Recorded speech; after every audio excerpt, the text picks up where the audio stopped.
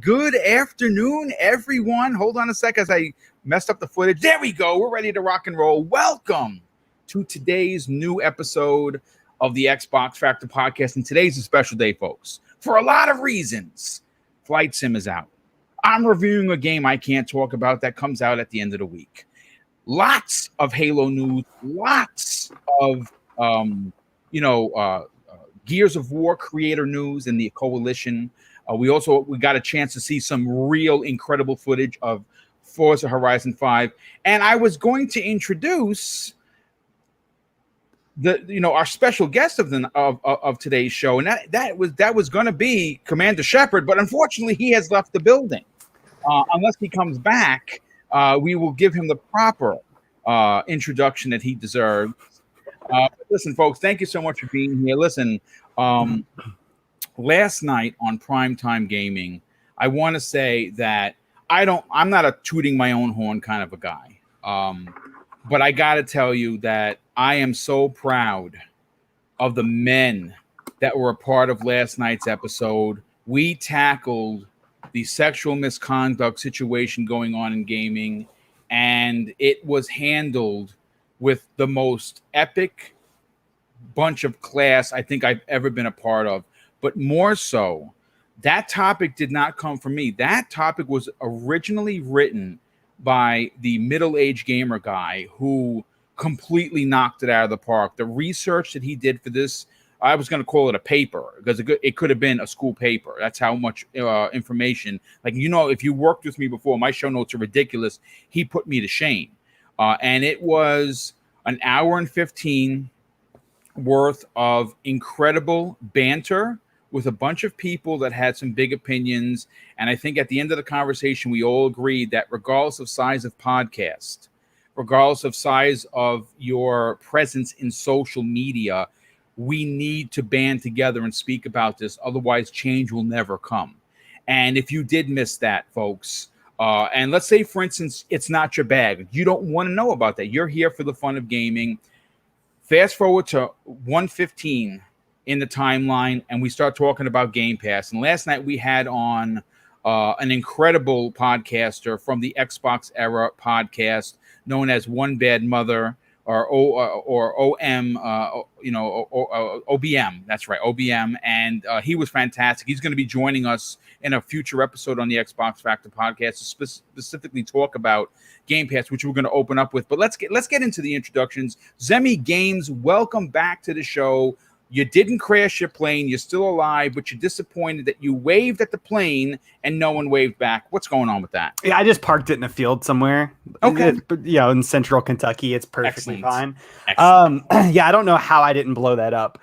But yeah, no, I'm absolutely enjoying Flight Sim. I've only played it for like 30 minutes because, of course, we had to do the show. But man, the game is beautiful. I flew over New York for a little bit, saw the Statue of Liberty, and then Nice. I had to see my house. I unfortunately am not good enough at flying yet to crash into my house. But I did see my house, and that's what's important. Then I parked in a field, and then we're on the show. But no, the game's fantastic. Super excited to be here as always. Thanks all those years ago for welcoming me on the show in the first place. And yeah, can't wait to jump into these topics, man. Well, it's great to have you a part of the show. Obviously, you're definitely one of the cogs that keeps this show running each and every week, and we're glad to have you here. And next up, now this guy is, for some reason, I always feel this is how much love I have for this man. That I feel like I don't see him enough, and when I see him, it's like the first time in a month. Pong Soul, welcome to the program, brother. How you feeling? Oh, it's a great Tuesday morning, except unlike Zemi, it took forever for me to get the download for Flight Simulator, so I have not had a chance to get up into the sky, chance to try to crash into anything or land in a field. So that has been a frustrating morning, but I am here. It is Xbox Factor Podcast. We've got Zemi. We've got 3-Bit. You got yourself. Boom. And Thank so you, it's going to be a great day because we got a lot of great topics to talk about. And so, you know what? I'm just excited because, man, we got releases everywhere. So this is a great time to be a gamer, as I always say. Let's get down to it. I put it to this way. I have gone on record many, many years as someone that supports multiple platforms, that says this is the best year in gaming X year, right? Now, if you go back to 2007, it's a hard year to beat. And I ultimately it might stand the test of time for years to come. 2007 saw the release of so many incredible new IPs that are considered classics to this day. But I gotta say this, as we talk on this Xbox-centric podcast, I have to be completely honest. As an Xbox fan, I know it's like, we want to say, being a gamer is great right now because everyone has great games, and that's true. But this is an Xbox podcast, so we're going to have to toot the Xbox horn here. And my God, talk about a 2021 campaign that is going to levy Xbox exclusives that go from a two-man team in Acid Nerve's Death's Door to AAA bombs like 343's Halo Infinite. And we're eating good at this table, folks. We are eating really good. But before we get into it, let's welcome in someone that I am very thrilled that he's a part of this program, simply because not only is he a good kid, but he's knowledgeable and he's in the business. So when he talks, I definitely, like E.F. Hutton, listen. 3-Bit, welcome to the program, brother. How you feeling? Feeling good, guys. There's a lot of awesome games coming up. Scent, Fight Sim, when we can play. Yeah. And I've been playing some Death's Door. That game has been amazing. It's it's been a good week. Good week for sure. Yeah, no doubt about that. Listen, folks, here's the thing. I do want to make one suggestion. There is a game that is getting its second life on Xbox Game Pass that I must talk about for a hot second, and that is Raji, an ancient epic. This is a game from a very small Indian studio. Now, I was extremely privileged that this team somehow reached out to me. Now, I'm nobody, folks. I don't even have 10,000 subs. And they asked me to review their game, which I did last year. I gave it a 9.5 out of 10, and for good reason. This game is loaded with so many incredible aspects. It covers the family aspect of her searching for her little brother. The culture of India is front and center in the artwork that's done on the walls. As someone, and my wife and I are very into the Asian culture, the Indian culture. We love that. We have Buddhas all over the house because we respect that culture. And this game tells a tale, and as it's telling a tale of family and the birth of a hero, it is giving people a look behind the curtain about what some of the important topics are for the Indian culture. And all I have to say is that if you are someone who wants to pick up a game that does have culture, that does celebrate family, that does tell the birth of a hero, and you like that 2.5D aspect, I implore you to please, on my recommendation, download this game and try it out. I can guarantee you're going to fall in love with it as well. But listen, folks, Flight Sim. We've heard the story of torture for poor Pong Soul, who has yet to play it. Actually, I'm flying over Bora Bora right now. It finally loaded in. There you go. So you're flying it. Let's get your opinion on it real quick. Besides the trials and tribulations of loading up a game that's 15 gigs plus the patch, it's 27 and whatever else. It's ridiculous. How does it look? Okay, just flying over Bora Bora because I had to jump in because I waited all this morning to get into it. So I don't normally do this during a show, but I had to check it out. And my God, to quote Boom, this is absolutely stunning. Like, this is like when they showed it, like I've seen and talked, obviously watched a ton of videos. I even loaded the 4K trailers and all that kind of stuff on the OLED just to kind of get a good idea. And I knew it was going to be beautiful. I mean, people don't usually hyperbole that too much when it comes to these types of games, because it's going to be really easy to call out a fraud who says something is so gorgeous or one of the best looking games out there, and then people get it in their hands and it's not. This has got to be the best looking game I've seen yet on Series X. Phenomenal looking. And again, I understand a lot of people have qualms with it just being a flight sim and calling it a sim and all that kind of stuff. You know what? BS. This is a game. It's not going to be for everybody. I understand there's going to be a bunch of people that try it for 20 minutes, say, God, that's beautiful. There's my house, crash into it, uninstall and never play it again. I get that.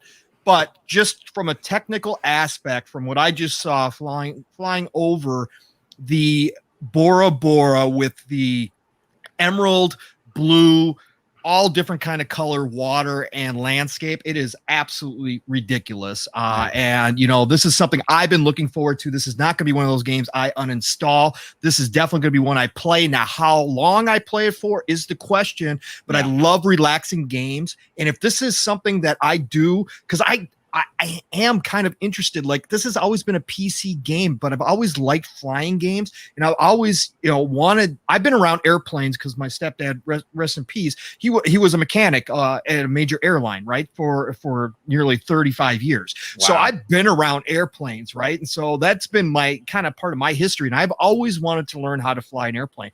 I might deep dive this, and I actually might wind up picking up one of the major flight stick controllers, especially since there's supposed to be some more coming out next year.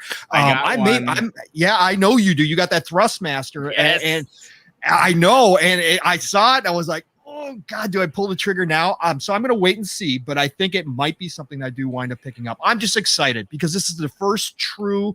Again, I just hopped into it, but from everything I've seen, all the reviews that I've been reading, this is really, truly the first next-gen experience for the series consoles. And like I said, just my first glimpse, I can tell why people are saying this. This is definitely something special from a graphical feat. They've done some magic to get this to work on the series consoles. So props to Asobo and that team. It definitely is special. So, I listen, I'm not going to turn this conversation because I'm going to go to Zemi next because he's playing and he's played it for a bit. Again, I feel bad for him. He waved and no one waved back. It's very disappointing. This is one of those conversations where when you look at their last two games in A Plague's Tale and now Flight Sim, and of course we have the Plague's Tale follow-up coming to Game Pass, it is almost a crime against gaming humanity that they are not a part of Xbox Game Studios. Yes, they're working with them, but this is another example. Now, again, I can't say for sure that they just haven't talked about them being a part of it, because I think you see this in front of you and you're like, okay, yes, I write the check right now. Here we go. Whatever you guys want, free reign, go crazy, but don't worry about money anymore because you're part of the team, right? Now, could that happen? Will it happen? Only time is going to tell. Zemi, let's get back to the point of contention here. Flight Sim, it's finally out. What are your thoughts? I love it. Yeah, I love it. And to speak on your point, I mean, if Microsoft hasn't at least asked Asobo, hey, would you like to be acquired? Like, that's been, it should be criminal, right? Yeah. It really should. Because the studio is just so talented. But I love Flight Sim, man. You were asking me if I had played The Last Stop, right? Earlier. And I was like, no, I didn't even know that it was come out. I was like a deer in headlights. I was like just straight ahead looking at Flight Sim. He wasn't even paying attention to me, by the way. Yeah, I wasn't. I was trying to land, and I wasn't even paying attention to him. That's why I'm not playing the game right now, because I can't help myself. The show would just keep going on, and he'd ask me questions. He wouldn't get a response. He'd move on to another panelist. It would just be awful. Hey, let's fly together right now, Zemi. Let's meet up. It's funny because I could have said something like, "Hey, Zemi, I just cut my hand off." Okay, that's good. That's good. Great. These things happen. I do love the game though. I haven't flown in any place super beautiful like Bora Bora, like Pong has. I flew over New York City. And it's a gorgeous city, but it's not. beautiful in its it's own not right. Bora But it's not Bora, right? Bora Bora. And I like where I live. I flew over my home, my house and stuff. But once again, it's not Bora Bora. So I really cannot wait until I'm flying around the Great Pyramids and over the Colosseum in Rome and Yes. Mount Eiffel Tower. Everest and all of these beautiful, insanely gorgeous places. Like that's where I want to go. That's where I want to fly. And of course, I want to crash in my house once I get good enough at flying, like I was saying earlier. But Pong said something that I can't agree anymore with, and that this game is just relaxing, right? I think a lot of people are probably not going to be interested in playing it, long term. But I think it's, if nothing else, it's something that people should definitely jump into, fly around a little bit, and just look at some beautiful scenery and then move on to the next game, right? I don't think that this is going to be a critically successful game that's going to blow up. It's not going to be the next Fortnite or anything crazy like that. I think it's just going to be one of those relaxing, fun games to hop into and just experience, right? And hey, Zebby, you might be onto something though. A battle royale mode in Flight Sim might work out. Running planes. Who could run the plane? Who could crash the biggest icon? Like run into I don't think they're gonna do who that. can crash into their personal house the fastest? You're right. Not me. I can't fly that good. But no, I think the game's fantastic. It looks beautiful. It's the best looking new game that I've played on my Series X so far. Yeah. Phenomenal game. Asobo's talented. What else can be said? I want to play it more, and I 100% am here in another 2 hours or so. It's gonna be the first thing. You know what I'm very excited for is, and again, you can say that like Nintendo's having a good year, right? So far, Sony has had a pretty good year with some of their releases. Ratchet and Clank, Returnal, whether those are games or not, they're highly regarded. Not perfect by any stretch of the truth. But when you look at the overall arching list of games coming out in 2021 for Xbox, I'm going to say this right now.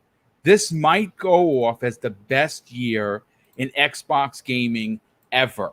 Remember, I said that first. I'm talking go crazy with pick your best 360 year.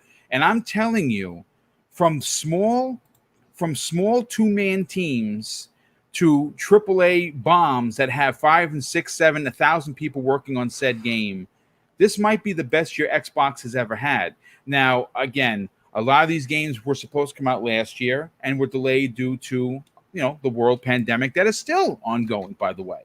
But when you talk about and you start equating games and you start building your list and you just on graphical prowess alone, you can look and say, okay, well, you got Flight Sim right now, and we're going to finish off the year with Halo Infinite and Forza Horizon 5, which we're going to talk about, which, by the way, if you missed that video, my God, could that game get any better? So you're going to get 3 high-quality, AAA, potentially 90 meta games for Xbox in Xbox Game Pass. The same one that many people, I talked about it last night, called and never was, right? This is going to be another failure for Microsoft, and here they are, front and center, offering you games like Tunic and 12 Minutes and The Last Stop and Scorn, which Zemi can't wait to play, and the rest of everything else. I mean, listen, it's a very exciting time for Xbox gamers. If you are not already subscribed to Xbox Game Pass and you were waiting, Flight Sim might be that game because, you said something interesting, Zemi. This may not be revered as the next Fortnite, but with the 25 plus million people that are subscribed to this service, I can almost guarantee you're going to have thousands upon thousands of players that would have skipped this because it's not their thing. Right. Mm-hmm. But they don't have to buy it. They just have to, pay their $15 a month and they can try it. And who's to say, sometimes you come home from work and you just had a real shit day. Right. And you just want to sit on the couch and kind of just be in your own thoughts. Flight Sim is going to offer the ability for you to, like, you know what? I feel like checking out what Hawaii looks like because that's a place I want to go. I want to go to Japan. I've never been there. I want to go with the missus. Let me go take a trip to Japan in Flight Sim. And why can we do that? Because they're point to point. What you're actually flying over Japan in a video game, and it looks identical, 1-to-1. I mean, what else could you ask for? 3-bit. Let's get your opinion on this, brother. Have you played Flight Sim, or are you downloading it and we'll play later? Yeah, right now it's downloading. I didn't know there was like an additional little update. Nobody did. Yeah, so they didn't say that. yeah, so I haven't had the opportunity to try it out yet, but the fact that they were able to get this game to run as well as it does on the Series X and S especially just shows how much of a steal that system is. And honestly, my current plan is to do sort of what Zemi said, find my house, crash into it, call it a day. But who knows, I might end up like really liking it. I'm playing a lot of relaxing games lately. I'm the one guy that plays a multiplayer game, gets killed for admiring the skyboxes, especially in Halo 4 and Reach. So this is like sort of a showcase game where I would want to show other people, like my sisters and my friends, on how beautiful it looks. But the technology, we're pushing the petabytes of this map data, is just industry's changing, and it really should be commended for sure. I've seen like footage on how it looks at night and the sunset, and it looks pretty unbelievable. So I'm really looking forward to just trying it. You know, I think a lot of people are in my boat where they never really played a simulator game before, but they are looking at Flight Sim and they're just like, wow, that looks like something I would want to try, and it's on Game Pass, so why not, right? So yeah, I'm really looking forward to this. You know what I would like to do, from a technical aspect, I want to ask you this question. And again, I stepped away for a second to grab my water, so I don't know if you talked about it, but from a creator's point of view, which is what you are, and a talented one at that, how do you think is it even fathomable that this is happening on a home console? It's amazing. Like we talked about in the past or people just sort of laughed at cloud technology in the past, like oh, this is not gonna go anywhere. But the fact that they can take the whole world and put it in a video game, like literally the whole world, right? And it's just petabytes of just map data from Bing, I believe they used, and how realistic it looks, and how they're able to use this not only just as a game that you can play casually, but educationally, right? It's insane. If you were to ask me this question like years ago, like 10 or 5 years ago, I don't know what my answer would be. I didn't know it would hit here, and this is just one of those games that you can sort of pinpoint to game technology exceeding just the casual like third person game or something else. This is like a game that could potentially just change tech, right? And how tech is handled within the cloud itself. So the sorcery they were able to pull with this game is amazing. And I haven't played it yet, but just seeing the tech, I've seen a lot of different developer vlogs and footage, and it's pretty amazing. It's pretty amazing. Yeah, look, I'll say this. I got my flight stick ready. I haven't even unboxed it yet. Like, I looked at it, I took it out, and I put it back. So, you know what? I don't want to leave this out because I don't want dust to get on. I want to make sure I have a brand new flight stick ready to go. So I'm probably gonna. I'm gonna be honest, folks. I'm probably not playing at least into the weekend. I know you people are like, my God, why? Because I am reviewing something I can't publicly talk about. Check the channel on Thursday. You'll know exactly what I'm talking about. My channel is very small. The fact that I was able to be presented the ability to review this particular game is very humbling, folks. When you have big channels, people are banging down your doors. When you have 8,000 subs and you're marching to to 10K, not a lot of people knocking, which is fine. You got to put the work in. So I'm going to be playing that for the next couple of days to try and get as much time. I'm going to pull an IGN. I hate to compare myself to those MFs, but I'm going to do a review in progress when it goes up on the channel, because this is a game that requires a significant amount of time behind it. And I want to make sure that I do my best job to give you the skinny, so to speak, of what is what I'm reviewing.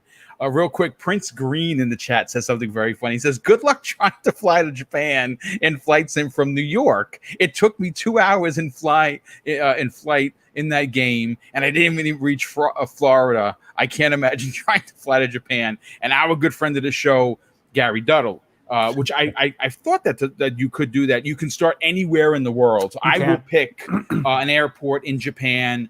I'll pick one in London. I want to fly over Big Ben. I'll pick one in Paris. You know, there's certain sections they really went in and like made sure they paid attention to the detail, like the airports. It's crazy. Yeah. They're updating still. Yeah, it's just, listen, all I can say is that, folks, it's a great time to be an Xbox gamer. Even more so, especially if you play the game of Meta. This is already in the high 90s, and it's well deserving of it. Look, I'll put it to this way. You know, there are certain aspects in the socials that will give you an inkling as to the turning of the tide, so to speak. Okay? Now, say what you want about Jeff Keighley in the Game Awards. You love him, you hate him, you're somewhere in the middle. You've heard me talk about him before. I think he's fantastic for the industry. I think his overall love of gaming is real. Say it again. If you disagree with me, that's okay. We don't have to agree on everything. I appreciate and respect what he does. Now, I don't always agree with it. But getting to my point, because my wife says I'm long-winded, and she's right. When the Game Awards official Twitter account is tweeting about Xbox Game Pass, you know Microsoft has turned a corner, folks. And this is another example. Flight Sim is a perfect example of that. I can't wait to get into it. I can't wait for this chat to finally get into it. And I can't wait for people to start posting pictures and videos of them flying over wherever they want to fly over. I do want to catch up on some of the super chats. We have a lot of them. And of course, that is, again, very humbling. The first one comes to us from I want to make sure I get this right. The Herd, the Orum. Okay, so maybe the Herd, the Orum drops a very generous $5 super chat and says, "I can't wait to recreate the Vegas Strip landing from Con Air and Flight Sim. That's awesome." I mean, that is awesome. What could you say to that? That might be the quote of the month. Jay Jigga in the chat, good friend of this show, drops a $5 super chat and says, "Finished Maneater, folks. Another game in Game Pass, please. It's the most stupid fun you're ever gonna have in a video game, especially when you're flopping around and people are running and screaming and you're eating them on the surface, not in the water. Fantastic." He says, "I finished Maneater last night. Great game. Can't believe I put 84 hours into that game. Who's ready for the ascent?" Yes, we're all ready for the ascent. But FYI, Jay, there's DLC coming out and I think it's coming out in August for Maneater, which is going to be dope. Really? Yeah. And I got 1,000 out of 1,000 achievements in that game. After hearing you say that, I was like, because I wanted to play the game, of course, and then obviously I saw it in Game Pass, and I just didn't jump on it. So I did jump on it, got 1,000 out of 1,000 gamer score, played, beat everything. Fantastic game. Yeah, so and that's great that they're coming out with DLC. Yeah, DLC's coming, and I cannot wait for that. Christopher Jeters, I believe that, or Jetser. Yes, that's what it is. I'm saying like Derek Jeter. I'm like, oh, Derek Jeter's here. That's great. Christopher Jetser drops a $5 super chat and says, "Love your show, Boom." Well, thanks, dude. Appreciate that. I always wanted to ask you, have you heard anything about the Forgotten City, which comes out tomorrow? You know what? Honestly, dude, I read the question and I don't know what that game is. I will. If it's on Xbox, I'm definitely going to give it a shot. It sounds interesting just on the name. I'll definitely look into that. Masshole set 1977 drops 2 super chats for $2 and says, "I had to buy the expansion card for all of these games." Yeah, dude. It's just, dude, I had to just erase delete 10 games on my or switch them over because I had no room on my console, and I have, mind you, the card in there. He says, my father who's 80 years old can't wait to play Flight Sim. See, that is freaking awesome. I love hearing stories like that. And you know what? Gaming has transcended from kids that could barely stand to the oldest person in the world, and that's what gaming is so fantastic about. But you know what, folks? Let's get into, well, it's supposed to be anyway, topic number 1, which is now topic number 2. Folks, we got to talk about what happened yesterday for the people that brought us Gears of War, the Coalition. Obviously, not this week, last week at GDC, they had previewed their Alpha Point demo for Unreal Engine 5 running on the Xbox Series X. And I got to tell you, folks, if you missed out, I got DMs upon DMs upon DMs. I can't even remember everyone who sent me this. And all I can say is, in the best words of Boom, my God, I can only imagine what Gears 6 is going to look like, because the character model was straight up bananas. I'm going to say this right now. I'm a Sony fan. I appreciate and love what they do with their over the shoulder, third person, story driven stuff, and how realistic the games look. Folks, I'm here to tell you that what I saw, and again, it's a tech demo, right? It's not indicative of a game, so let's take it easy. When they release their Unreal Engine 5 smaller experience, I think that it's going to potentially put every Sony game to shame. And I say that with respect to the studios that are working over at Sony. But if I don't think I'm going out on a ledge here when I say that the Coalition are the masters of the Unreal Engine, and they've had this engine, obviously EU5, for 6 months. And again, the demo of the character model was, I think, a minute 26, and the presentation was about an hour. Now, granted, I watched both. A lot of the technical stuff, folks, I'm not into tech like that. Like 3-bit could talk and obviously blow my brain out of the back of my head, because obviously he knows this stuff and he's worked with the engine, so he'll understand. I can't wait to hear his thing. But here is what the Coalition had to say regarding it. With Gears 5 pushing graphics to all new heights with Unreal Engine 4 back in 2019, the team is looking to the future and demonstrated an early look at what's possible with Unreal Engine 5 on the Xbox Series X and S. Now, the Coalition's GDC session also featured the following real-time character rendering testing running on Xbox Series X specifically. And in May, the studio said they were preparing to transition to the next level of the game development using UE5, and that it wasn't planning to announce any new games at this time. Now, this is what they had to say specifically. Shifting to a new engine is big, and it's a big undertaking. So we want to be clear that we will not be announcing any new projects or titles for some time. Now, obviously, LinkedIn, which is a great friend for the industry, if you are in that industry where you can, get potentially picked up by a company, is also a double-edged sword in a lot of respects, simply because people's profiles get out there, people that know how to look for this stuff finds it, and apparently, well, one of the level designers claimed that they had been working on a new IP for the last 6 months, and the employee, which remains nameless, and even if I had his name, I wouldn't give it out there, apparently removed the listing from his profile. Now, the question that I have for, of course, the chat and the esteemed panel is, based on what we saw, what are your expectations for Gear 6? But more importantly, the rumored smaller project that's going to be releasing in the next, 18, 24 months, maybe 36 months, maybe. It's the next 2 years, I would imagine. This is confirmed that they are working on a smaller project. We just don't know what kind of a project it is. My question for you is, do you want a new IP from the Coalition, or do you want a smaller Gears experience like the DLC we saw from a different perspective, even with new characters? Zemi, I'll go to you first. What do you think, brother?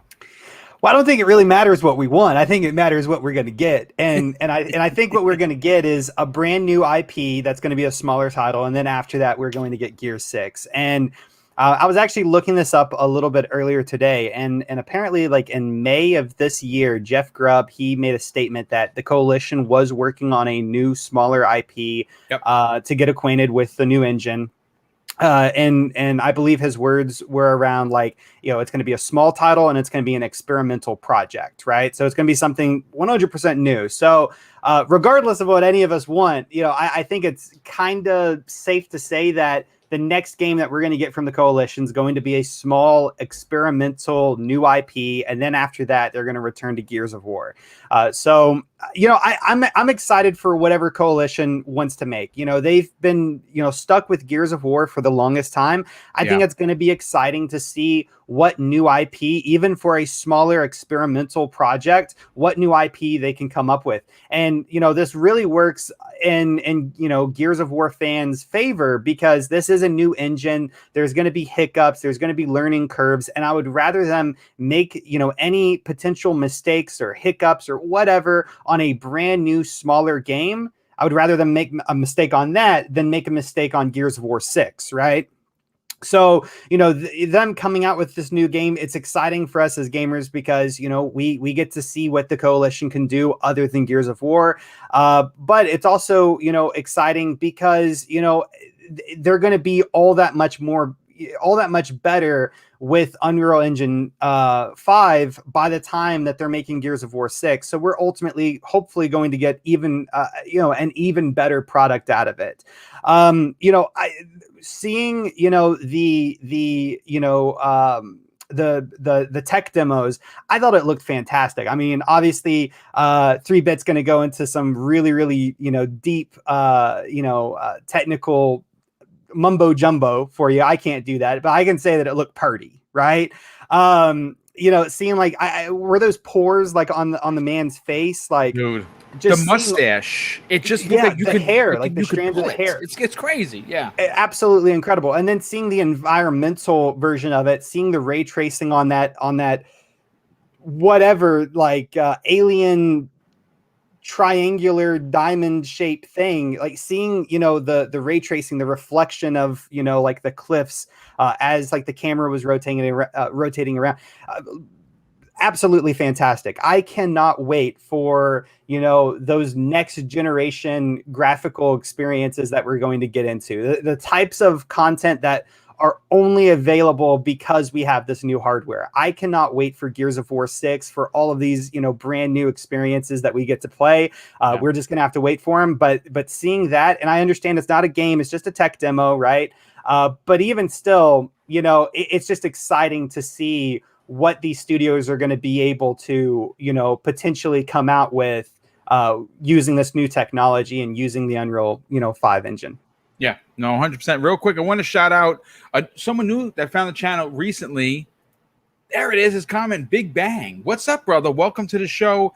He said that he saw me in Xbox Era, and if you missed that, I was on Xbox Era with John and Special Nick Saturday, and it was awesome. It was just the three of us, very candid, very, very close-knit, 2-hour program. We had a little over 2 hours. I had a blast. We're going to be getting those two gentlemen to join us. We're going to do a crossover very soon, like we're doing with Pong and Steel Rain on the first August show for Primetime Gaming. They're going to be doing they're going to be invading Primetime Gaming. So thanks for finding the channel, brother, and thanks for being here. Definitely appreciate that. And of course, if you're new, and it looks like there's a lot of new names here, and of course, I'm always going to be thrilled and happy that we see the returning folks here. If and I'm always going to be appreciative that you tune into each show. But if you're new, this is what you get 4 days a week, 4 2-hour shows, all positive, all well researched. Mrs. Boomstick has helped me with that now to kind of lift the load, because 4 shows to produce solely is difficult. It's so difficult that I actually forgot what it was to be a gamer. I sat in front of my TV yesterday in the game that I'm reviewing, and I can't speak about publicly, so I won't speak about it, for 4.5 hours, and it felt glorious just to sit there and play games. And I cannot wait for this show to be done so I can get back to playing. But I also got to do some housework on the side before Mrs. Boom gets home. So yeah, that's my life, folks. But Pong, let's get your opinion on this. This is encouraging for Xbox fans who have been waiting for those lifelike PlayStation graphic games. And who better to represent the next lifelike type of game with these types of graphics, using Lumen and using all of the new techniques that come with Unreal Engine 5, than the Coalition, the masters of the Unreal Engine. What are your thoughts on this? Well, first of all, I think the Coalition was already there. If you look at Hive Busters, I would put that up against anything that Sony's put out, and we can have disagreements with it. Again, I love what Sony does. Their studios put out some of the most amazing looking titles that we've seen. But again, I would put Hive Busters up against any of them, and have a true discussion about which one actually looked better. So I think Coalition was already there. So to see Unreal Engine 5, and this is just the tip of the iceberg. I watched the videos and kind of went and looked through the information, and I think I don't have it in front of me, but I think if I was correct, they had actually started working on this demo on Unreal Engine 4 back in November, and they had some when they got the demo up and running, they had some issues, obviously, because this is pushing everything. And then when they transferred it over, I think they said they transferred it over in February, I want to say, when they completed it on Unreal Engine 5, and they could tell obviously the difference immediately, and then they added in all the stuff that they couldn't do on Unreal Engine 4. Again, this is a test for the Coalition. The Coalitions are masters of the Unreal Engine, and they're masters for a reason. Just because you know something like the back of your hand doesn't mean that you can just walk into a new version of that and all of a sudden just be masters at that. They understand that it's going to take time to learn the new ways of Unreal Engine 5, even if some of the things are easier. And again, 3-Bit's going to be able to talk about this. Him and I have had background discussions, with Xbox Ultimate, all that kind of stuff. And he's already talked about from the work that he's done on it. He can see how much easier a lot of processes have gotten from Unreal Engine 4 to Unreal Engine 5, and how much easier it is for developers in a lot of different ways. So I think that this is just the tip of the iceberg. This is something that we are just seeing right now with the Coalition, just kind of feeling their way through Unreal Engine 5 to see what they could put out on a short-term basis, right? Just to give us a quick glimpse of what they could do. But again, if you look at the difference between Unreal Engine 4 at the beginning, when that first came out, to Hive Busters, are you kidding me? I mean, the leap is gigantic. So what we're going to see from these guys and gals at the Coalition as this generation goes on and into the next generation with Unreal Engine 5, I mean, we're probably going to have our minds blown even more. And that's what I'm excited about. As far as them creating a new IP, I know there's a lot of fans, and this happens with a lot of big studios that have favorite franchises. Fans are either okay with it, or some are passionately against it and just want them to continue to work on the IPs that they're well known for. For me personally, I think that a team as talented as the Coalition should be able to do what they want to do. And if they went to Phil and said, hey, you know what, we really want to get hands-on with Unreal Engine 5, but we want to take some time away from Gears, doing another Gears game until we learn how to really get this new engine down pat. So what we want to do in between, we got some ideas. We want to go out and kind of, expand a little bit and maybe do a new IP. Or maybe it's another Hive Busters like DLC for Gears, or maybe it's just a little side story that they create. I don't care. But if the team wants to do something like that and branch out, I'm all for it. Let these talented people do what they do best. I know they all sign signed on. I know the coalition was specifically created just for Gears, and they were all asked, "Hey, we're going to make a team that is dedicated to Gears. Are you in or you out?" I know that's the story, and that's how it was laid out, and I get that. But at the end of the day, they're still creative people, and if they have an idea that they want to go try and test out this new engine on, I'm all for it. Look at Playground Games. Playground Games, they are known as a racer team, and all of a sudden they are now branching out and going to take on one of the biggest franchises that Xbox has in Fable. You want to know why? Because they obviously said, "Hey, Phil, Matt Booty, whoever, we can do this. Give us a chance. We'll take it on. We are ready to take on the responsibility of handling one of your biggest franchises. We have the confidence in our team and what we've been doing, and we can translate that to a totally different genre. Don't worry about it. We got this," right? That's perfect. Let them do it. Let them go for it. I'm all about that, because that's when you never know what's going to come out of it. Who knows? Yeah. Maybe Coalition starts working on this smaller IP, and all of a sudden, maybe it's something completely different from Gears, but all of a sudden they go, "Whoa, we got something special here. Let's expand this out." And all of a sudden you got another big franchise to go along with Gears. They're not going to stop making Gears. They might take some time off here. I don't expect to see Gears 6 for, probably 4 years down the road. But at the same time, you could have a whole nother franchise come out of it completely different, or same genre, whatever, but it's another big hit. And all of a sudden you got Coalition now can have 2 teams just like Playground Games. Yes. And all of a sudden you're getting double the pleasure, right? That's how this stuff works. I'm all for it. So I loved what I saw. Really impressive stuff, especially for the time frame that they said that they had Unreal Engine 5 and kind of got into it and kind of got this demo up and running.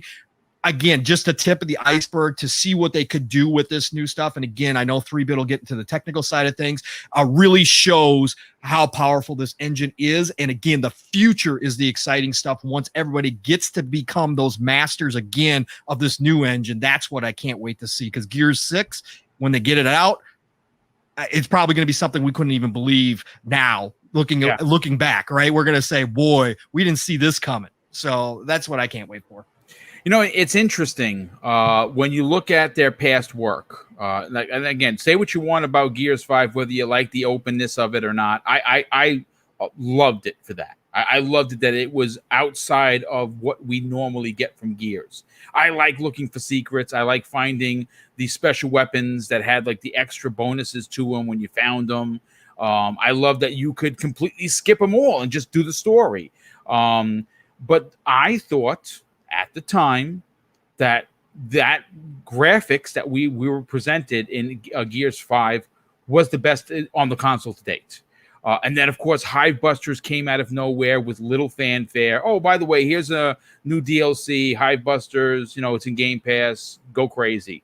And I'm right there with you. I think that as it stands to this day right now in front of us, it's probably the best looking, over-the-shoulder third-person action game that's available out there. Again, I'm not going to get into a street fight over my opinion versus yours, but I can tell you this, that I have played through that campaign a multitude of times and love it each time I play it. And that is saying something for some people, a long in the tooth franchise where these 3 new characters were such a motley crew of personality that it just jumped off the screen for me personally. And honestly, I almost think that's going to be an injustice of some if we don't see a return of those characters, a continuation of their story, because they were all interesting. Again, a motley crew of personalities with graphics to die for, and in the Gears universe. I mean, it's a win-win-win for everyone. But before I get to 3-Bit, I want to thank Dan the Man Cunningham, and what he says is this: after dropping a very generous $5 super chat, it had me chuckling.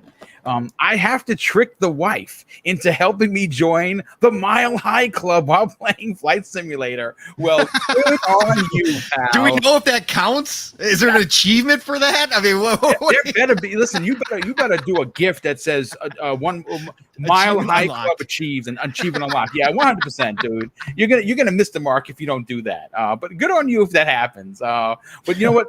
Let's get to 3-Bit, because 3-Bit, besides, again, like I said in the opening, besides you being just a great kid, great guy for the community, you're also a technical whiz.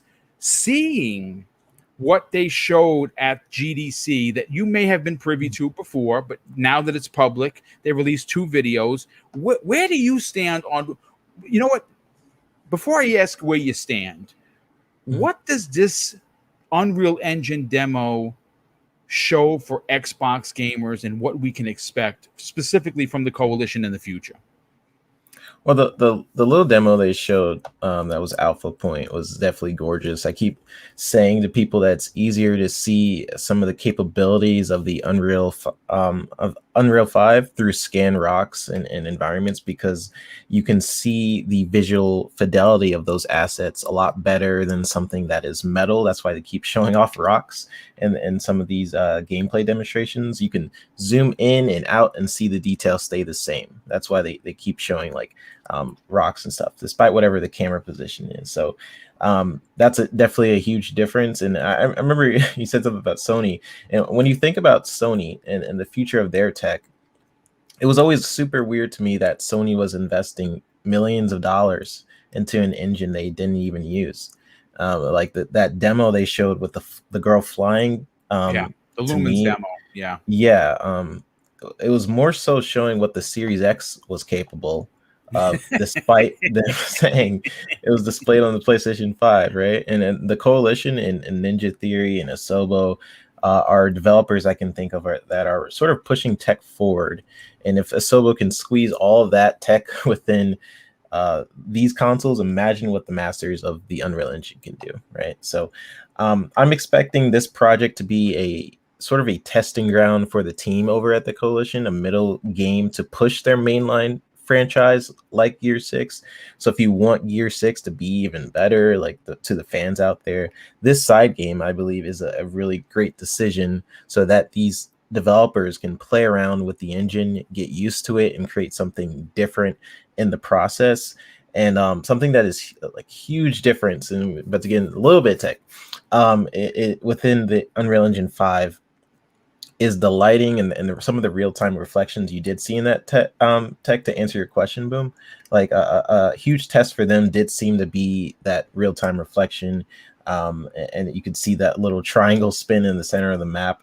And if you looked at some of the character rendering tests, the character they showed had millions of triangles. I think someone said somewhere, one of the coalition developers said it was like 5 to 10 times more detailed than Gears 5. Yeah, 10. I think they said 5 to 10 times. You know what was interesting about the demo is when he was moving the mouse and the light was going around in a circle, where he was showing how it would like literally just moving the sunlight or the God rays, as some people like to say, around in a circle in a particular area. It was just incredible. Yeah, it's absolutely incredible. I've played around with the Unreal Engine 5 and wow, it's really cool. And what Lumen and Nanite does, which they mentioned a little bit, is that it allows for an unlimited triangle budget. So if you guys played those N64 games, like maybe like Conquer or Smash Bros, the original Smash Bros, you remember how sharp those characters were? Yes. I cut your eyeballs out on the screen. Yeah, like their elbows are super pointy. That's kind of going away for sure, right? The character alone had 3.5 million triangles just on his hair. Yeah. So it's pretty amazing what the Lumen and Nanite does for the engine. And you have the Nanite engine, which allows you this time around to import film quality assets into your game. So it eliminates LODs. So just think about like when you guys are watching Mandalorian, which uses Unreal Engine. Yes. The Mandalorian show uses Unreal Engine 4, I believe. And those assets like the mountains and when he's like flying through the vistas and stuff like that, they're using like these really high quality assets, but it doesn't have to be as real time. I know they do some things on the set, but you don't have to worry about other angles and stuff when a gamer is playing, right? But now what they can do is take those assets. Just imagine you take the Mandalorian assets and just drop it in a game.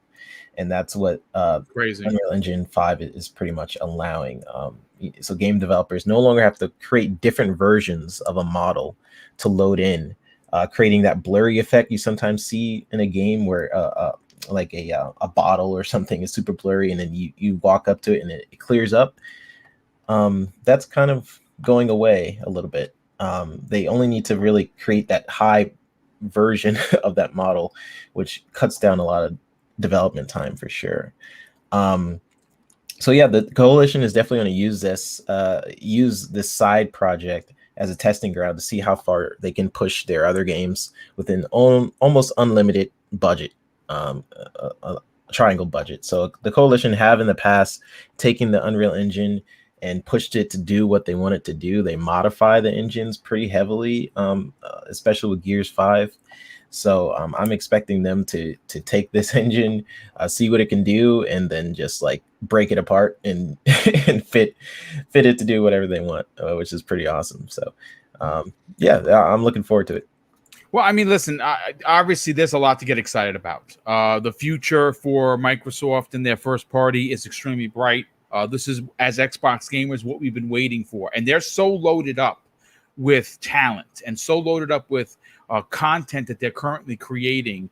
I mean, there's actually, I mean, you think your backlog is big now. It's just going to get bigger, especially with Xbox Game Pass. But I do want to move on to hold on a second, let me just lower that. Sorry about that. I want to bring in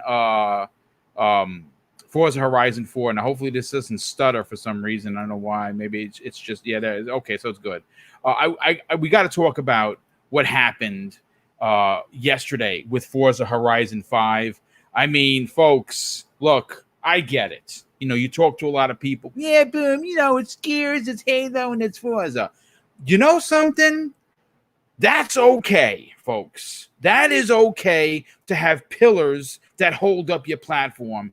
And yesterday, we got a chance to take a look at what's coming to us at the end of the year in a big way. Folks, look, there's something to be said about, and I think people take this for granted, and I'm going to go first to Pong on this. When you look at what Playground Games is doing in the racing genre, it is very easy to say that they are the world's best. At some point, many moons ago, Polyphony, Gran Turismo creators were the talk of the town. Now they're a shell of their former self. They've been delayed after delayed after delayed. And even when they come out with their game, they have 30 cars. Big deal, right? Couple of tracks, and everyone's like, oh, this is not what we expected. They're not the same companies they used to be. And that's why we don't know when we're getting the next Gran Turismo. And even when that comes, it's not going to be up to par to the kings of racing in Playground Games. And we got a chance to see that yesterday, folks. They showed. Now we know that the area in question is going to be Mexico, where we're going to be racing around, which is pretty awesome. And we're going to be racing through deserts, through jungles, through cities, through beaches, canyons, a snow-capped volcano. I mean, come on, folks. You could drive up a volcano in the game. Are you kidding me? Well, this is what they had to say regarding, and I say they, comes to us directly from Playground Games. They say this: we knew from the beginning that we wanted this to be the biggest Forza Horizon yet. However, we wanted it to be the biggest. Then we felt we also need to offer the most diversity and contrast as well. And this comes directly from a quote directly from creative director Mike Brown. He told this to the Xbox Wire. He continues, Mexico is almost like the whole world in one country.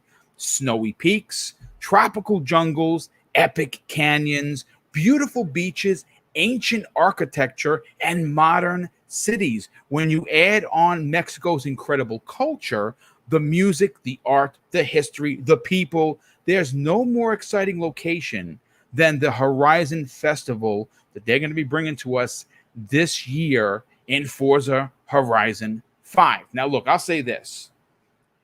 Look at the screen, folks, right? This is Forza Horizon 4, and it looks breathtaking. Maybe not breathtaking as Keanu Reeves. That's a good looking man right there, but it's breathtaking in the gaming aspect.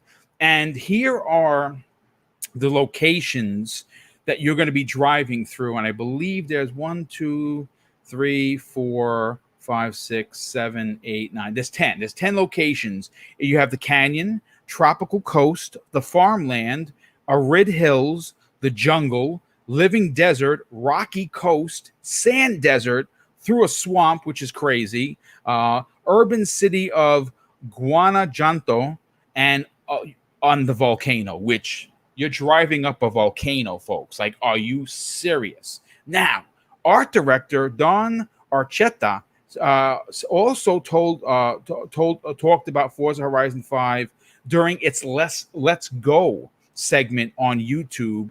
And it's something that they do regularly, that the seasonal weather now combines with regional variations to allow players to better choose the sort of environment they want to drive in regardless of the time of year, which is crazy, right? The options, folks, options are the key. This is what Don had to say. In our winter season, which in Mexico is our dry season, if you want to get a snow experience, you can drive up the volcano and drive around the snow. If you don't want that snowy winter experience, you can drive to the coast and have a very vacation-y type experience. So it is very different per region as well as seasonal. So we will also change those weather patterns and weather behaviors based on the different seasons. Pong, look, you talked about Playground Games in the last topic about how there are two teams. One is making Fable using the engine that we're going to see in Forza Horizon 5. Based on the video that I dropped into the DM, how excited and more so impressed are you with what they're doing over there? And we're getting it this year. Yeah, let me start here because this kind of bleeds over from the last topic, actually. And let me start here. First of all, we are not even a year into this generation. I remember last year a ton of discussions, not necessarily on this show, Boom, but just overall general discussion about what this gen was going to bring, this current gen that we're now in. And a lot of people said, hey, look, don't expect big leaps as far as visuals go. Expect more the feel of games to be more, to change, right? And there was even people downplaying, trying to downplay the 60 frames aspect and the 120 frames and saying, oh, Gio, don't expect too much out of that. What I've got to say is it's kind of crazy to me hearing those discussions and remembering those discussions that were happening in general spaces. To this point, we're not even a year in a generation. We've got Coalition showing off just the tip of the iceberg of what Unreal Engine 5 is going to be able to do. We got Playground Games coming in on the old Forza Tech engine, not even the fully new one, because we already know that Motorsport and Turn 10 are working on that brand new next gen only, current gen, I'm going to start saying because it's true, current gen engine. They're still working on that. And that we're going to first see that in the next iteration of Motorsport, right? So Playground's taking this old tech, and I'm putting old in quotes, and pulling out even more. We've got, the new creation engine coming from Bethesda. We know that id Tech is probably working on their next iteration of their engine. What we are seeing out of all these companies, all these developers, is that it almost seems like they were just waiting for consoles to take the next step. Yeah. To get to this point where they're going to be like, oh, and I didn't even talk about Ninja Theory and Project Mara and what they got going on over there, right? So it's almost like they're all just waiting for this moment to say, hey, by the way, guys, yeah. Guess what? This is all we needed. Now we're really going to blow your minds, because what we see out of Playground Games with the old Forza Tech, with their ability that they came up with to do these 12K scans and these images and the skybox video that they took all over Mexico for hours upon hours, and to get that to translate into the game, a cross-gen game, again, not even a current gen only game, but a cross-gen game, is absolutely mind-blowing. right? That this is stuff that we did not expect to see. And again, I know there's haters out there going to say, well, it's 4K 30. Yeah, but they also got the upscale 4K 60. And we know what's happening there with DLSS and with machine learning and all these new ways of upscaling and getting better resolution than we ever thought possible before. That's going to become a moot point, right? At some point. But, and I know some people are saying, well, it doesn't have ray tracing in it. Yeah, they're using the ray tracing in a different way. Go watch the video on how they're using ray tracing for the sound, right? Yeah. People talked about that too. Everybody thought ray tracing was only visual. And then there was a lot of people, tech guys coming out and saying, no. You can use ray tracing in a whole lot of different ways, right? Well, now we're starting to see that. So my excitement for Forza Horizon 5 is off the charts. My excitement for what they're going to be able to do with Fable, because you know that while they're still making Fable, they're probably going to get some of that new Forza Tech engine as well. Maybe we see some of that in there as well. So my excitement level is off the charts, because again, when you look, it still is mind blowing when they come out with the video and they show the screen, especially that canyon screen with the river running through it, right? Every time they do that, I catch myself going, that's a nice video. No, that's not a video. That's actually in game. Okay. Those are the in-game assets. And every time I catch myself doing that, and some of the shots that they had, actually, I saw some other people, a lot of people were posting the straight up kind of biome pictures, but there was some video of actual racing going on during it as well. They actually, people came with some screenshots out of that. And if you just, again, live screenshots, take a picture, and they put it up there, those backgrounds, those biomes look exactly as they did when they did the presentation, which is what everybody says. Well, let's see it in game. You're seeing it in game, and guess what? It's real. They came up with a new way of doing this 12K scanning, taking this video to get the lighting right of the skybox throughout Mexico, and that's what you're seeing right now. And again, that's mind-blowing, and we're less than a year into this current gen. Just wait. I mean, what is motorsport going to come out and look like? Again, this is an open world racing game. This is a gigantic world. What do they say? 1.5 times as big as Forza 4, I think. Yeah. Forza Horizon 4. 1.5 times bigger. Again, and like you were talking about, Boom, with all these different biomes, with the volcanoes and ocean side, and getting to snow and all that kind of stuff. Mexico was the perfect choice for this. Randall Thor had teased that he knew where it was, and we had him on Xbox Ultimate before all this came out, and he kind of hinted at us. He gave us that it was in the Northern Hemisphere, and actually Steel Rain and I behind the scenes kind of went throughout the world, and we both came up with Mexico before it was ever announced, because of the simple fact you have every kind of driving condition, you have every kind of environment all in one country within Mexico, which a lot of people aren't aware of. When we think of Mexico, think of deserts, think of ocean, but you don't think of volcanoes. You don't think about snowy peaks. You don't think about all these different areas, the rainforests that are in Mexico, which we've seen already. The jungles, correct. You don't think about that necessarily, but it has all these, and man, Playground is absolutely nailing it. The excitement, again, a lot of people just thought it was going to be, when we heard the possibility, the rumors were out there that this was going to be Forza Horizon 5, and they were skipping motorsport this year. A lot of people were like, oh, it's probably, and myself included, I'm not going to pull myself out of there, was going to be like, okay, it's going to be probably a nice, they're probably going to upgrade the visuals a little bit for the series consoles. It'll be a nice little, kind of bump from Forza Horizon 4 to Forza Horizon 5. I was wrong. I was completely wrong. They are going way out of their way. You know who else was wrong, Pon? Yeah, who? I'm laughing. Oh, yeah, Mr. Beardless? That's right. I was laughing to myself. Not anymore. I got my beard back, bro. I just remembered that he had to shave his beard because Boom was right. I had no inside. And I don't know who this Randall Thor you're talking of. Who is that? Yeah, I know, right? Who's that guy? No, we love Rand on this show, him and Jez. And we're trying to work out when we can get both those guys on. And we're going to do, obviously, the advertised Xbox to Xbox Factor crossover real quick before we get to Zemi and his beardless situation, which he doesn't. He has a beard now, so that's good. Next Tuesday, you guys are going to be real happy. I didn't even tell you yet. We are getting Joe from Song of Iron to join us. And obviously he's been making the rounds. He's, you know, he's one of those creators that doesn't mind hanging out with, you know, the regular guys like us. Joe's going to be joining us, and besides, you know, answering questions like the panel is now, he's going to be talking, giving us a deep diary dive behind where they are in on Song of Iron, specifically with the music, because, you know, there's a composer helping with him.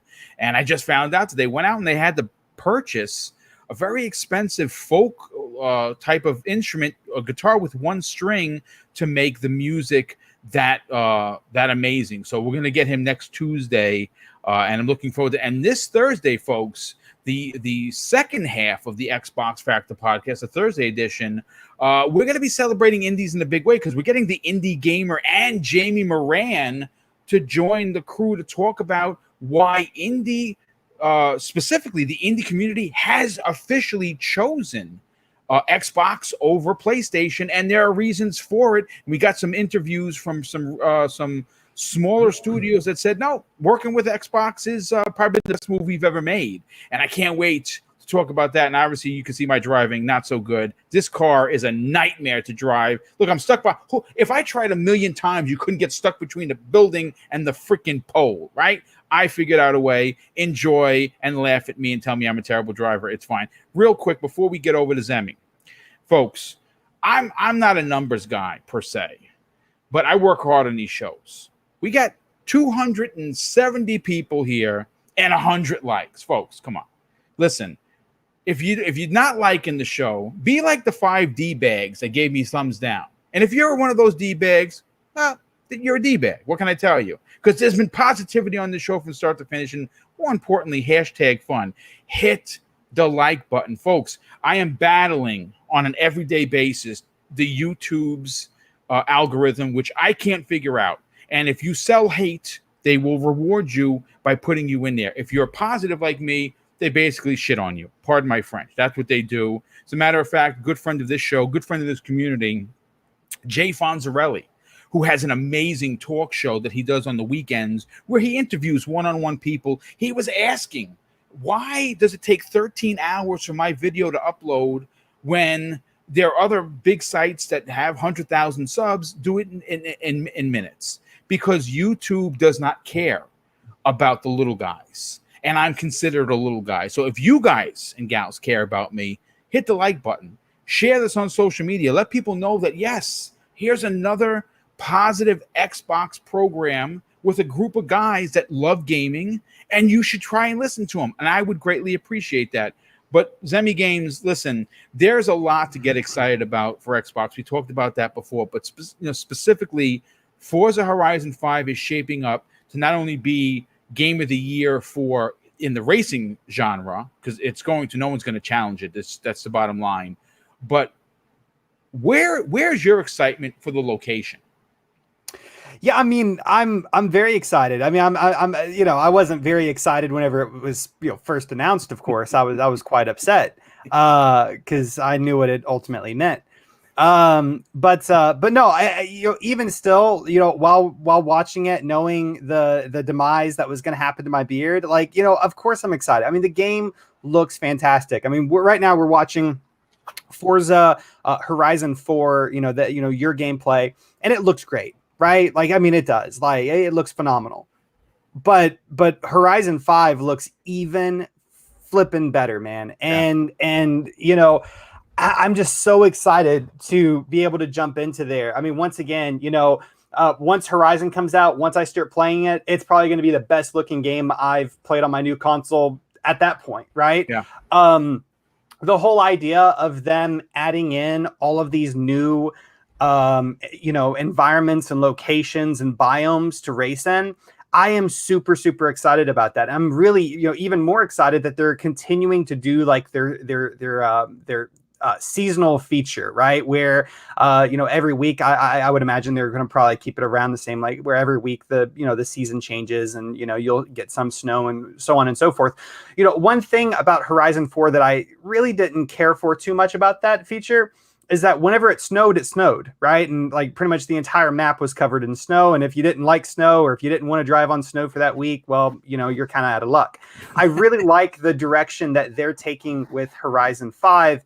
You know, and of course the location is the advantage there. You know, it being in Mexico, it doesn't snow everywhere in Mexico. You know, up in the mountainous areas around volcanoes, of course, it's going to snow. And so if you want snow during the winter time or the season, then you can get that. But if you don't, you know, drive to the beach, right? And have fun over there. And so I think it gives more choice to the player on where they want to race, how they want to race. And I think it's also going to keep things a lot more fresh, right? You know, you're not always going to just be driving in the green, you know, abyss, right? You know, right. As much as I enjoyed, you know, racing around in you know, in England, a lot of it just kind of starts melding together and kind of looking the same. It's still beautiful, but it's not varied enough, you know, for me, right? And so, you know, going into, you know, Horizon 5, we're going to be able to race into a desert. And if we get tired of that, then we can go to the volcano. If we get tired of that, then we can drive through a swamp. And if we get tired of that, we can go through the jungle,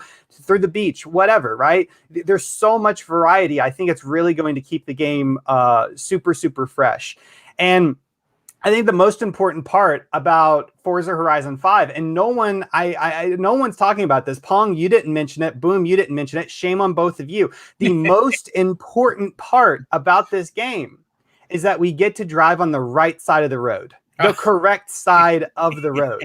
So no longer am I going to have to worry about incoming that's really traffic your most coming at me. That's your most worrisome thing, is the right side of the road. It is. It bothered me so much. I thought it was really cool, like the first 3 minutes, and then I started wanting to drive on the correct side of the road.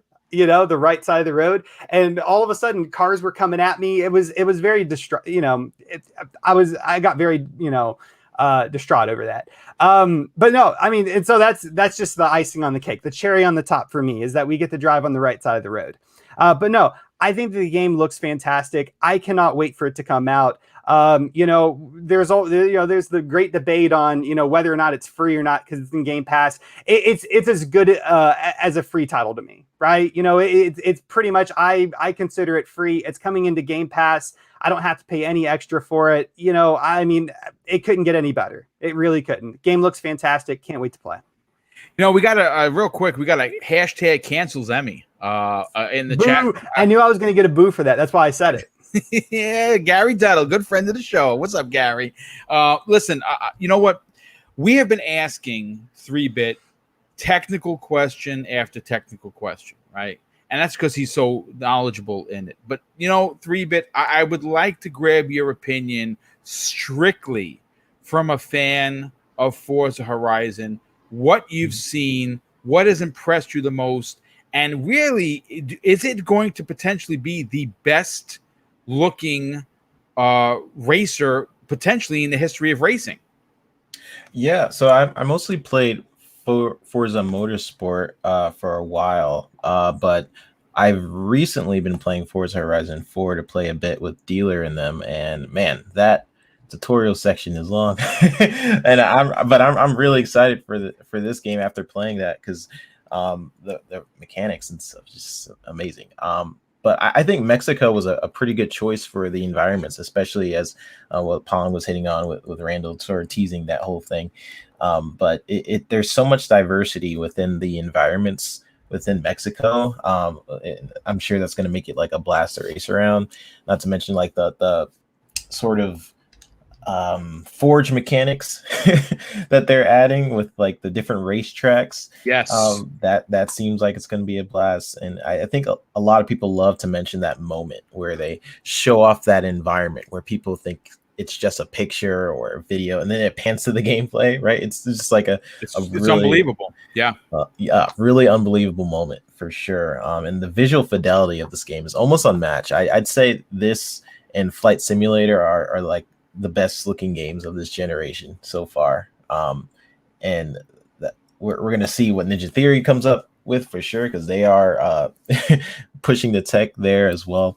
But in terms of like a gameplay game, I'm really liking Forza Horizon. Just I'm playing it. I'm brand new, right? I haven't jumped into a Horizon game before. I have played a lot of Motorsport in the past. But these past few days, I have been playing Horizon 4 just to get used to the game in preparation for this one.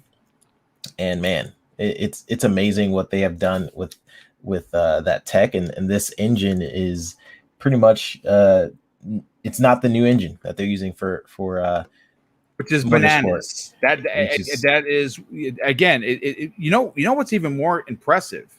This is not the engine they're using for Fable. Fable's going to be the new engine, which is unbelievable. Yeah, so if people think this game looks good, like Pong was saying, imagine what Motorsport is going to look like, and also Fable, and to me, with just this engine, their older engine, it's one of the best looking games out there right now. So, looking forward to playing it. Yeah, me too. Listen, folks, we're now going to move on to the big topic of the show, folks. This is the one that people have been waiting for. You know, Halo Infinite has been in the news for a lot of reasons. Specifically, you know, we're hearing, again, it's a rumor, right, folks? It's a rumor. We don't have any confirmation that we're going to be hearing about the flight invitations to play Halo Infinite multiplayer. Some people are suggesting that it's going to happen this weekend, which would be dope.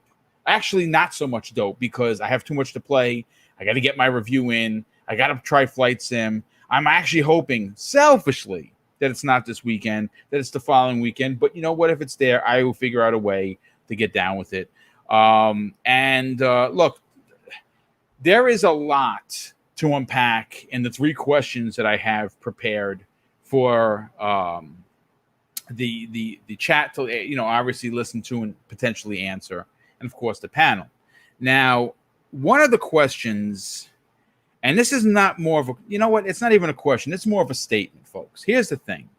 Right now, Activision, for a lot of reasons, is in complete chaos. We know that they have unfortunately made the news, which we talked about on last night's primetime gaming, regarding the sexual misconduct, which is gross. I mean, already Bobby Kotick is in my pain no mind list because his salary is egregious, to be honest, for what he does. So already, you know, whatever for him.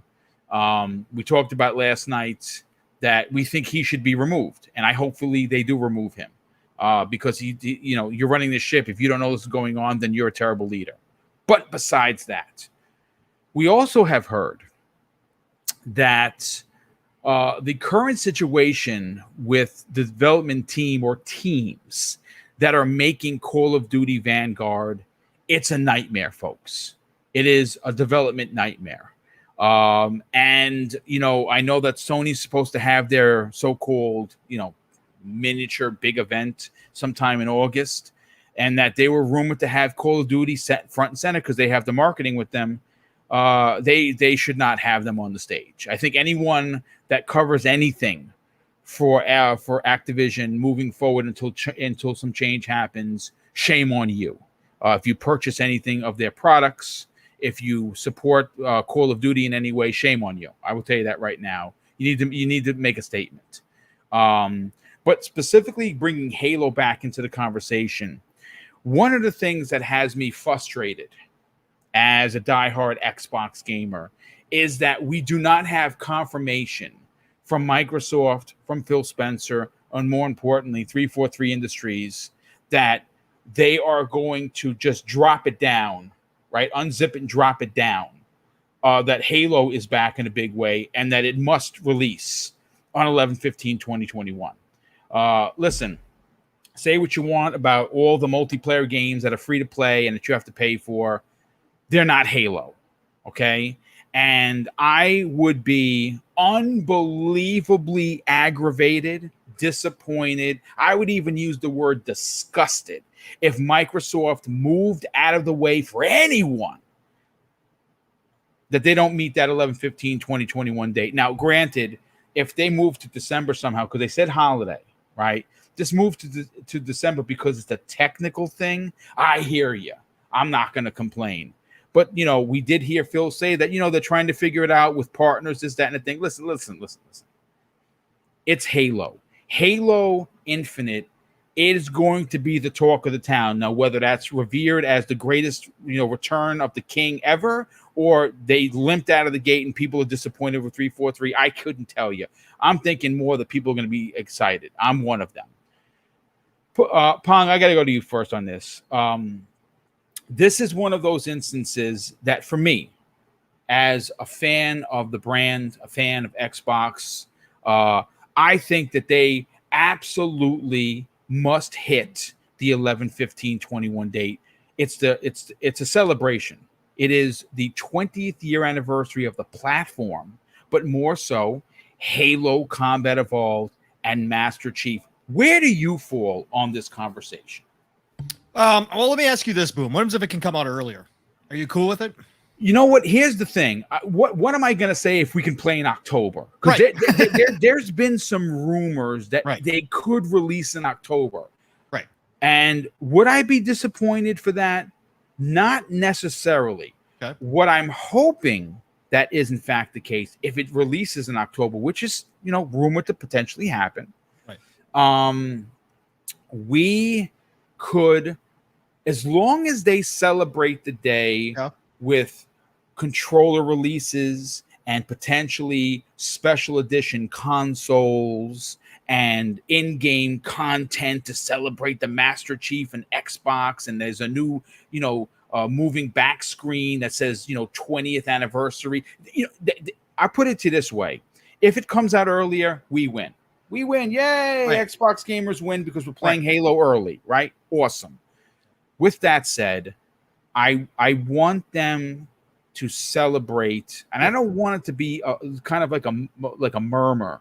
I want it to be, you're out there with the big trumpet horn, 20th anniversary, yeah, Xbox, because it's a big deal. More so for Master Chief, this is the year of the return of the Chief. And again, I know some people, it was supposed to happen last year. Good on them that they delayed it. Now we're getting a AAA banger that's going to hit. It's going to hit both on the single player and the multiplayer, from what we understand. So yeah, okay.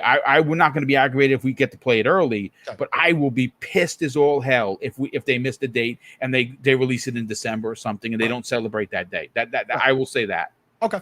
No, that's fair. That's where I guess I would be at. Again, casual Halo fan here, so I'm not like, again, I'm hyped for this game. I can't wait for it. I'm looking forward to this a lot.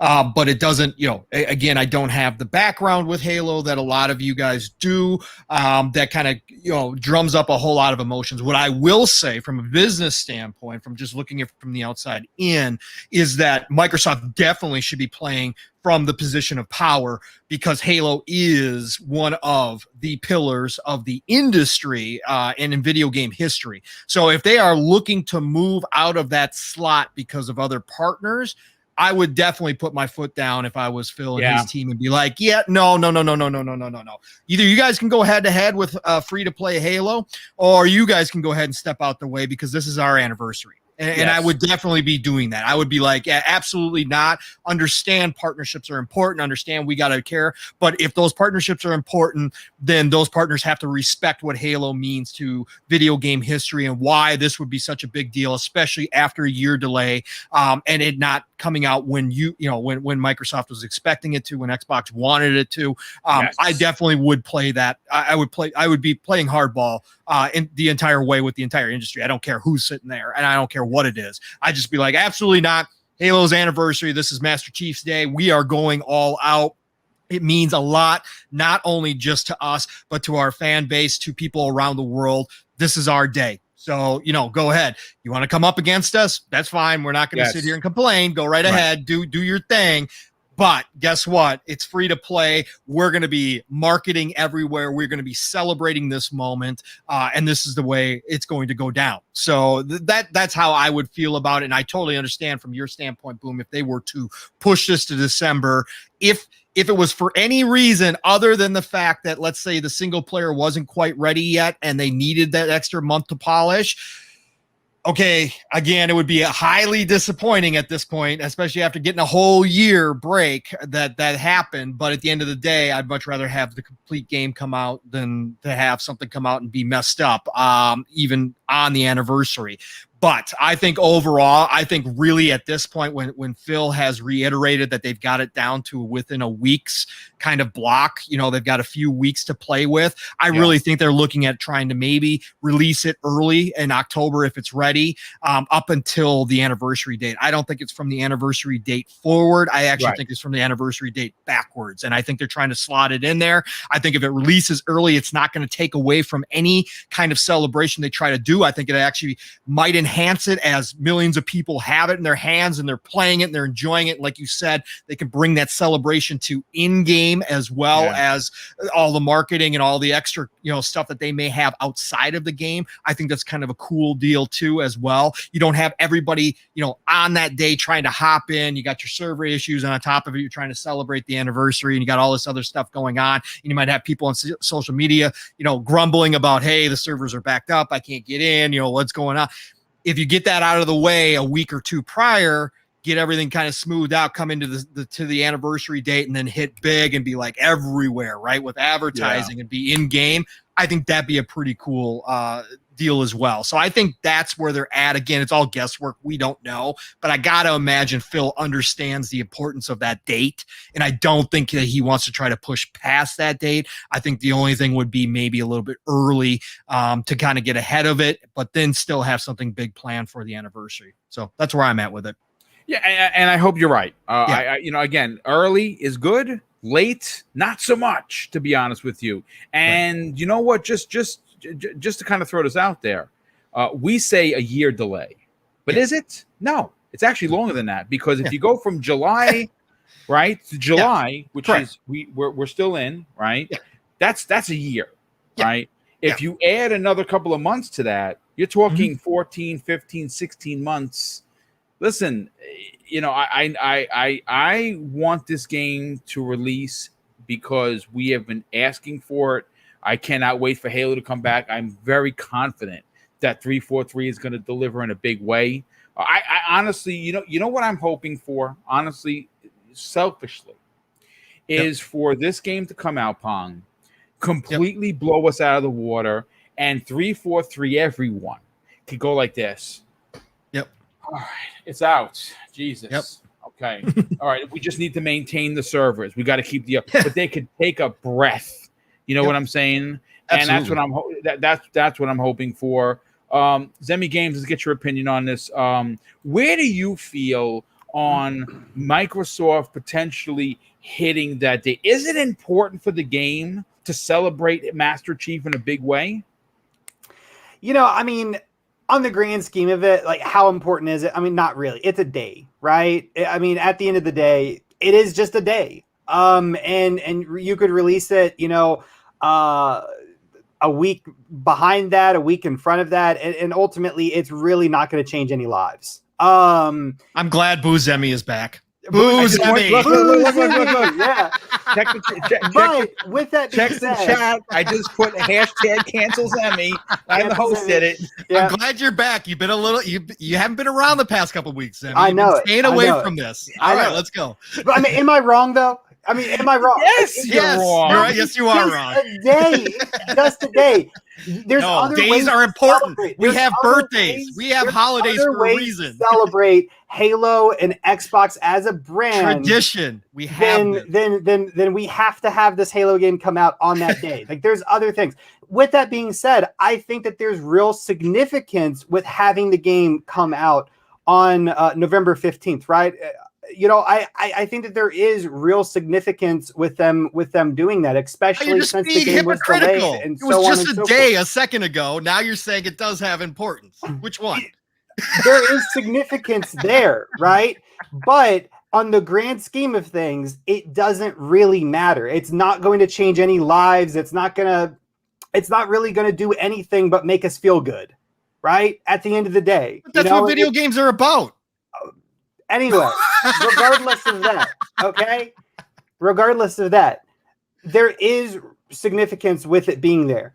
For me personally, I want to play the game this year. That's ultimately what I care about. Xbox said, hey, it's coming out this year. I wanted to come out this year. It could come out in December. I'm not going to complain. It can come out in October. I'm not going to complain. So long as I can play it this year. Where we're getting into the roads of me complaining, and I would imagine a lot of other gamers complaining as well, is that if it was pushed to January, like that's when I would be quite upset, because me too. we've been told, we haven't been told like 100%, a verifiable release date. I think that they might have said holiday 2021, right? So long as it's in that window, I'm perfectly happy. If it goes past that, that's where I'm going to get a little bit upset, because, it's more out of principle than anything. It's just been such a long wait for this game. It was delayed. There's just been a lot of, negativity around this game. There's also been a lot of positivity around it. But if it got, pushed back to January, I think that's the moment where I would actually get upset. I think it would be great if it came out on November 15th. I really do. Do I think it's going to change any lives? No, I don't. I think that there's real significance there. I think that, in a lot of ways, it really, really, helps Xbox's image. It's going to make it where, everyone as a community, after, all of the, ups and downs for Halo, everyone can kind of all celebrate the release of that game, right?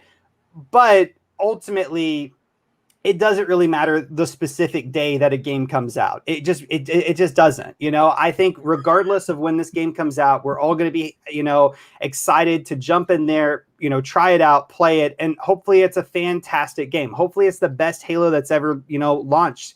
And and we all just absolutely love it, right? Yeah. But the day does not really matter. Is there significance? Yeah, but it doesn't really matter. The significance doesn't really matter in the grand scheme of things. Oh my God, I'm laughing because where is it?